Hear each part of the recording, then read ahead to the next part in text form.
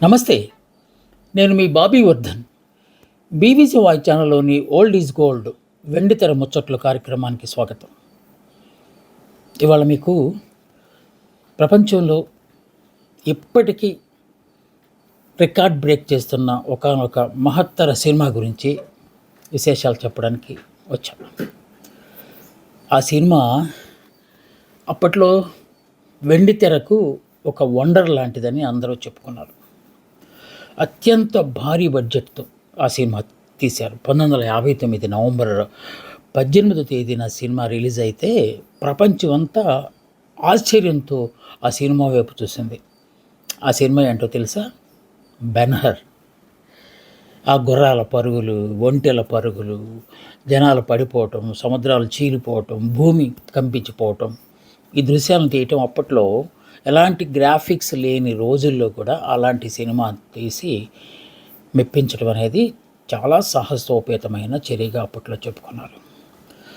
సాంకేతిక నిపుణులే దాదాపు 10,000 మంది ఉన్నారంటే ఆ సినిమాలో మనం అర్థం చేసుకోవచ్చు ఏ స్థాయిలో ఆ సినిమాని తీశారు.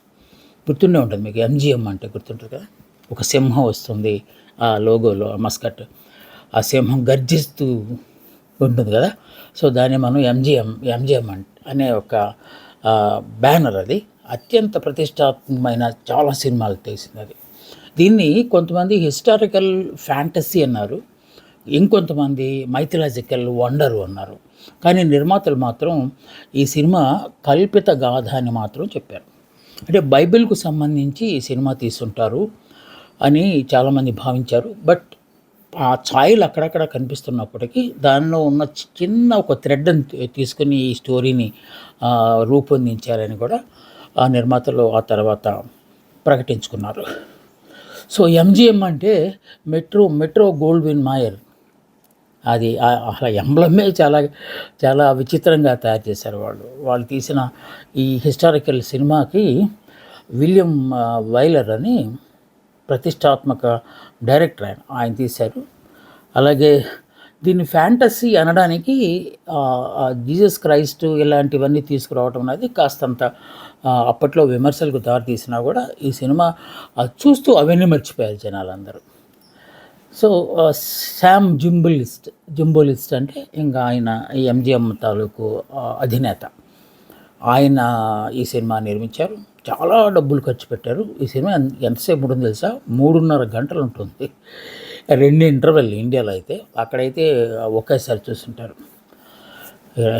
ఈ సినిమాకి అత్యంత ప్రాధాన్యత సంతరించుకున్న క్రాఫ్ట్ ఏంటైతే తెలిసిన DOP, directorate of photography, Robert L Surtees అని ఆయన దీనికి డిఓపికి పనిచేశారు. అఫ్కోర్స్ ఇంకా చాలామంది పనిచేశారు, ఈయన ప్రధానమైన వ్యక్తిగాను.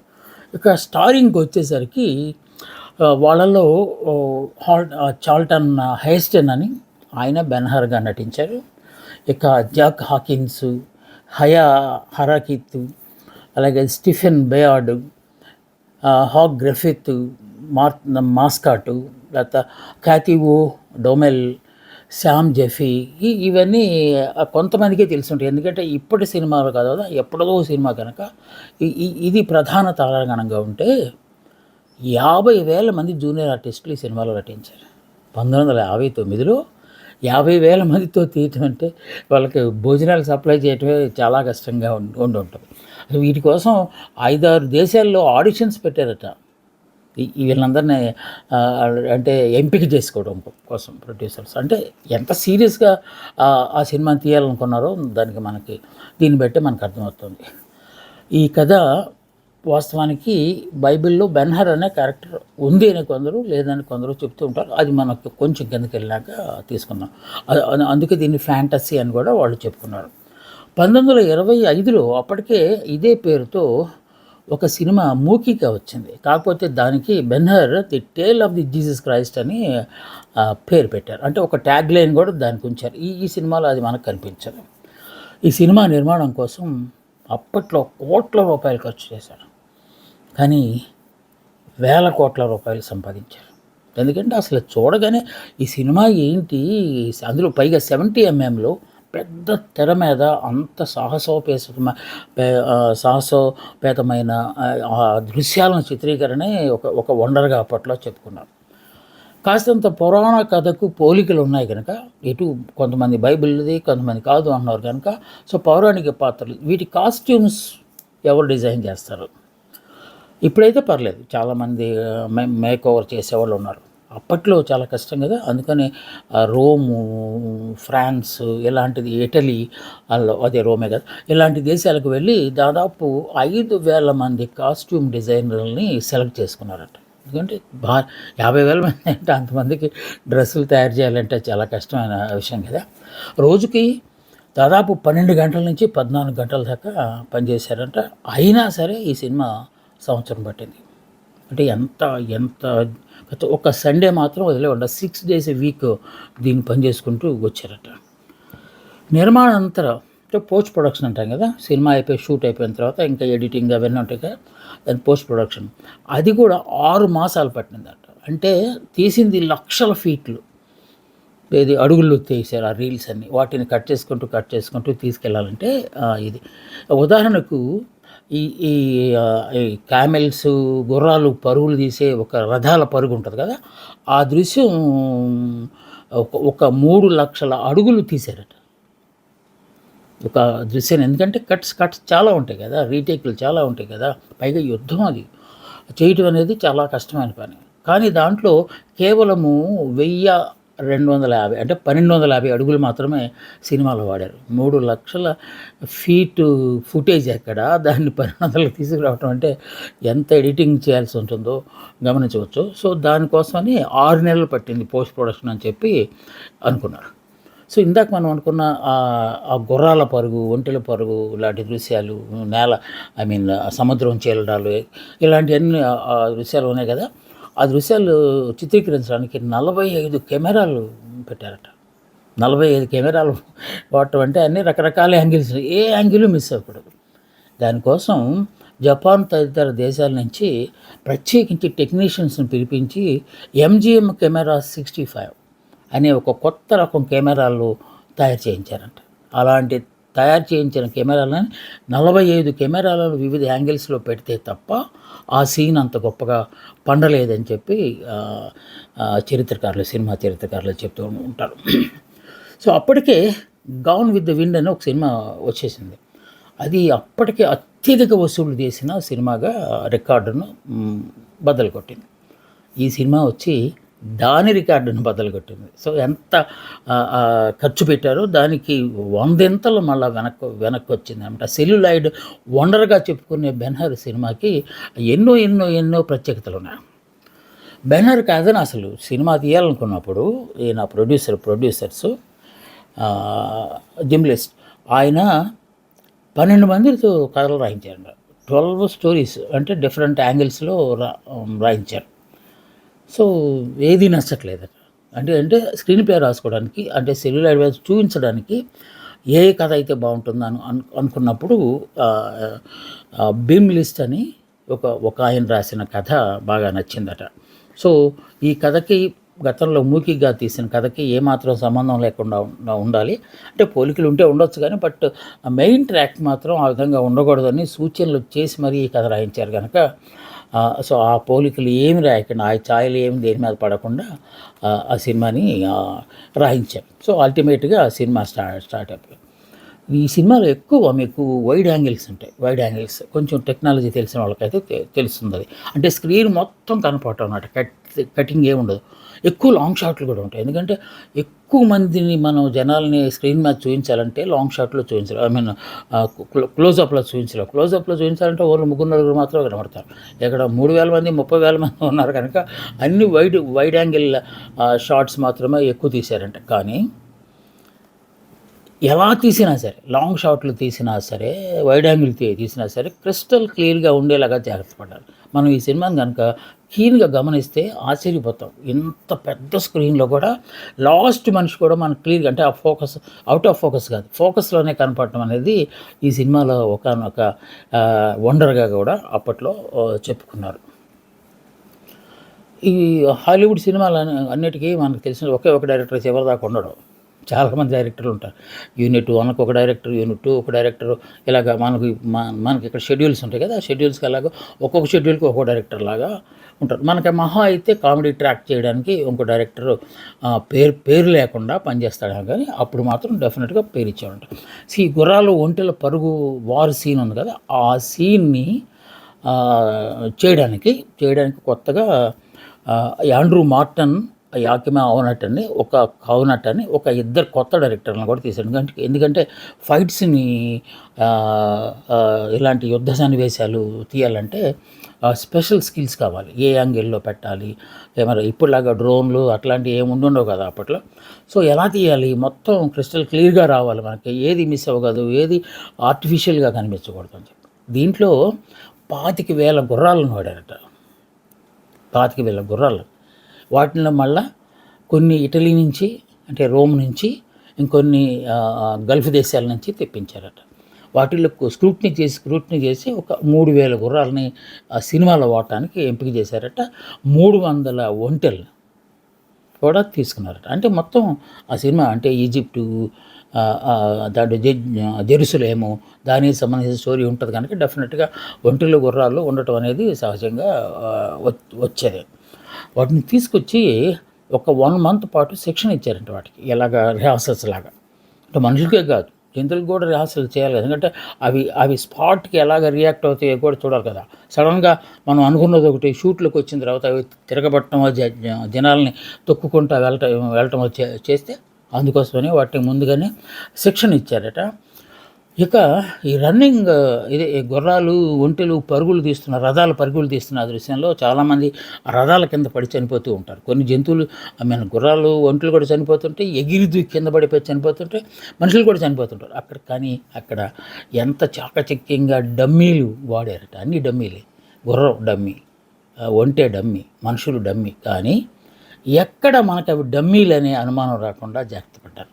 అంటే ఎంత సునిశ్చితంగా ప్రతి అంశాన్ని వాళ్ళు పరిశీలించారో చూడండి.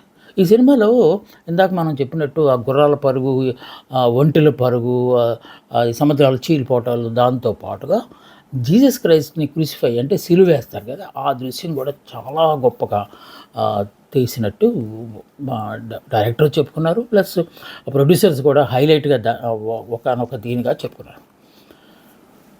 ప్రతీకారం తీసుకోవటం కంటే క్షమాగుణం అనేది చాలా గొప్పది, అది విశ్వజనీయమైన ఒక న్యాయం లాంటిది అని చెప్పి ఒక సెంట్రల్ థీమ్, కేంద్ర బిందువుగా ఈ సినిమా తీస్తారు. ఒక ఆ ఫ్రెండుని బాల్య స్నేహితుడు, బాగా ఇద్దరు ఉంటారు, పెద్ద అయిన తర్వాత మోసం చేయటం, బెట్రాయిల్ అంటాం కదా, వెన్నుపోటు పొడిచడం చేయటం, మళ్ళీ ఆవిడ మీద ప్రతీకారం తీసుకోవటం, ఇలాంటి బెన్హర్కు ఒక ఫ్రెండు, ఆ ఫ్రెండు చిన్నప్పుడు బాగా ఉండేవాడు, పెద్ద అయిన తర్వాత కుట్రలోకి వ్యక్తులతో ఇద్దరు ఒకళ్ళ మీద ఒకళ్ళు సవాలు విసురుకోవటాలు, ఇలాంటి నేపథ్యం. ఎందుకంటే ఎక్కడైతే వార్ ఎక్కువ ఉందో, ఫైట్ సీన్స్ ఎక్కువ ఉంటాయో దానికి మీద కాన్సన్ట్రేట్ చేశారు కనుక ఆ కథన అంశారు. బట్ సెంట్రల్ థీమ్ మాత్రం మీకు ఎంత కోపం ఉన్నా సరే క్షమించే గుణం ఒకటి ఉండాలి, పశ్చాత్తాపడే మనస్తత్వం ఉండాలి అనేదాన్ని థీమ్గా ఒక మోరల్గా ఈ సినిమాని నిర్మించినట్టుగా వాళ్ళు చెప్పుకున్నారు.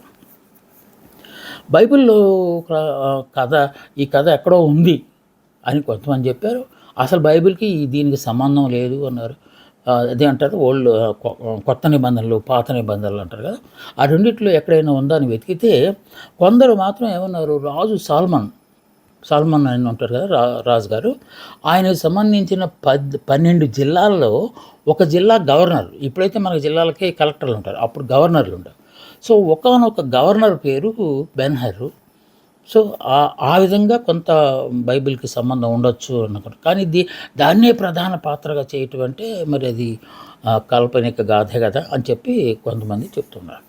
ఈ సినిమాలో ఎంజిఎం డైరెక్టర్కి, ఈ సినిమా ఎంజిఎం వాళ్ళు ఈ సినిమా డైరెక్టర్కి $3,50,000 $3,50,000 పారితోషికంగా ఇచ్చారట. అంటే సినిమాలో ఆల్మోస్ట్ సినిమా ఖర్చులో 3వ వంతు ఆయనకి ఇచ్చారంట. అది కాక లాభాల్లో 3% కూడా నగదు రూపంలో ఆయనకి ఇచ్చారట. అంటే ఎంత గౌరవించారు. రషెస్ చూసిన తర్వాత ఇవన్నీ మాట్లాడారట. అమ్మో ఈ సినిమా గొప్పగా రాబోతుంది కనుక అదంతా డైరెక్టర్ క్రెడిటే కనుక ఆయనకి మనం ఎంత ఇచ్చినా తక్కువే అనుకుని వాళ్ళు అది అంటే అప్పటికి దరిదాపుల్లో కూడా మరో డైరెక్టర్కి ఇంత డబ్బులు ఇచ్చిన దాఖలా లేవని మనం కీన్గా గమనిస్తే ఇందాక మనం అనుకున్నాం కదా ఎంజిఎం తాలూకు ఎంబలంలో మస్కట్లో సింహం పెద్ద గర్జించి ఇలా తలకాయ ఇలా తిప్పి ఇలా ముందుకు వచ్చి కోపంగా చూస్తున్నట్టు ఉంటుంది. అది కూడా కీన్గా చూశారు వీళ్ళు. అది మిగతా సినిమాలకు పర్లేదు కానీ ఈ బెన్హర్ సినిమాకి ఆ విధంగా పెడితే ఏమన్నా నెగిటివ్ ఇంపాక్ట్ వస్తుందేమో, సింహం గర్జించడం ఏంచి చూస్తారా చూడరా అని చెప్పి ప్రేక్షకుల్ని బెదిరించినట్టు ఉంటుంది, వద్దు అని చెప్పి దాన్ని ఏం చేశారంటే సింహం ఉంటుంది కాకపోతే సైలెంట్గా చూస్తూ ఉంటుంది. ఆ మార్పు కూడా చేశారట. అంటే సినిమాలో ఉన్న పాత్రలు ఆ విధంగా గర్జిస్తే పర్లేదు కానీ మన ఎంబలంలోనే ఉండే సింహం గర్జించడం అంత సమంజసం కాదని చూడండి. వాళ్ళు ఫిల్మ్ తీయటం కూడా కాదు, ప్రతి చిన్న ఆస్పెక్ట్ని కూడా ఎంత ఎంత అబ్జర్వ్ చేసి ఉంటారో, పరిశీలన అదే నిశ్చితంగా పరిశీలిస్తారంటారా, ఆ పరిశీలన వీళ్ళకి ఎక్కువ ఉన్నట్టండి. అందుకే ఎంబ్లమ్ని కూడా మార్పులు చేర్పులు చేసి ఆ సినిమా తీశారు. ఇక ఈ మనం అప్పటికే ఇంకా ఏమంటారు వాటిని గ్రాఫిక్స్ లేకపోతే ఇప్పుడు వాడుతున్న ఆర్టిఫిషియల్ ఇంటెలిజెన్స్ అలాంటివి ఏమి లేవు. కేవలం సినిమా కొంచెం మనం ఎందాక అనుకున్న ఎంజిఎం కెమెరా 65తోనే ఆ ట్రిక్స్ అన్నీ చేసి అద్భుతమైన వండర్ క్రియేట్ చేయటం వల్ల ఈ సినిమాకి 11 ఆస్కార్ అవార్డులు. అప్పటికి ఏ సినిమాకి అన్ని ఆస్కార్ అవార్డులు రాలేదు. దీని తర్వాత అఫ్కోర్స్ 2 సినిమాలకు వచ్చినాయి. 1997లో వచ్చిన టైటానిక్, దానికి కూడా 11 వచ్చినాయి. అలాగే 2003లో the return of the king అని ఇంకో సినిమా వచ్చింది కదా, దానికి కూడా 11 ఆస్కార్లు వచ్చినాయి. సో ఈ ఆస్కార్ అవార్డులని ఇప్పుడు దాకా ఎవరు బ్రేక్ చేయలేకపోయారని చెప్పడానికి. దాంట్లో మనకు వచ్చిన బెస్ట్ ఫిల్మ్ వచ్చింది, బెస్ట్ ప్రొడక్షన్ వచ్చింది, best director, best actor, best DOP, best editor, of course golden peacock award కూడా బెన్హర్ సినిమా సాధించింది. అంటే ఎంత గొప్పగా 59లో తీశారో ఈ సినిమా, దశాబ్దాల క్రితం ఈ సినిమా తీసినా సరే ఎప్పటికీ ఒంటరిగానే చెప్పుకుంటారు. దాన్ని 70mm కలర్లో తీయటం అనేది ఒక అడిషనల్ ఆస్పెక్ట్గా చాలా ఖర్చు పెట్టితే కానీ అది రాదు. అప్పటికే థియేటర్లు లేవు ఇంకా 70mm స్క్రీన్స్. అంటే అఫ్కోర్స్ అమెరికా లాంటి అభివృద్ధి చెందిన దేశాల్లో 70mm థియేటర్స్ ఉంటాయి కానీ బహుశా మనకు అప్పటికి ఒకవేళ మన దేశంలో ఆ సినిమా రిలీజ్ అయ్యి ఉంటే అంటే 100 దేశాల్లో దీన్ని రిలీజ్ చేశారట. కాకపోతే అక్కడ 70mm థియేటర్లు ఉండవు కదా.